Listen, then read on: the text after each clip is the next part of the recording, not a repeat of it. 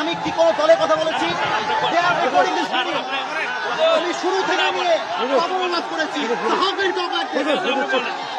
আমার প্রত্যেকটা বিএনপি আমাকে ভালোবাসে। ক্ষমা চাওয়া লাগবে, ক্ষমা চাওয়া লাগবে, ক্ষমা চাওয়া লাগবে এখানে। ক্ষমা চাবে আমি সামলাইতে পারবো না। এই যুবকেরা মাথা নামতে রাখি না। এটা 5 আগস্ট আগে বাংলাদেশ নয়। যদি কথা বলে পিছনে চাপ রাখতে থাকবে না। আমার চাইতেই হবে। আমি ওই পুরো খবরটা বলতে আপনি কি আওয়ামী লীগ করেন? আপনি আওয়ামী লীগ এখন আপনি কথা বললেন।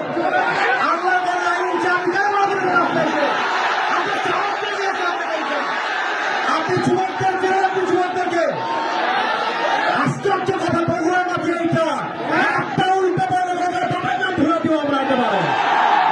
আমার ব্যাকগ্রাউন্ড চেক করবে আপনি। You have to check my background first, then you can comment on my self.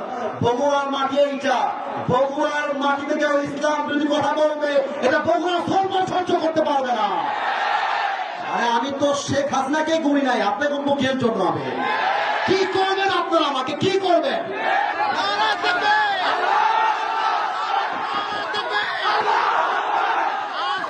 কেউ যদি বাধা দেয়, তোমরা আমার বাংলার যুবক ভাইরা ওদের বাবার নাম ভুলা দিবে। যেখানে যেই নেতা বাধা দিবে জুতা প্রাণে নামাই দেওয়া হবে। আমি কি কোনো দলের নাম বলেছিলাম? কাউকে গালি দিয়েছিলাম? দাঁড়ান দাঁড়ান দাঁড়ান, আমার ভূমিকার কথা শুরু হয়েছিল 3.5 হাত মাটির কবর দিয়ে। যুবক ভাইরা বলো, আমি এতগুলো আয়াত বললাম। আচ্ছা উনি আচ্ছা তোমরা থামো থামো থামো থামেন প্রিয় ভাইরা, আমরা কোনো মারামারি চাই না। আল্লাহর কোরআন দিয়ে আইন চলবে, এটা কোনো রাজনৈতিক কথা হইতে পারে?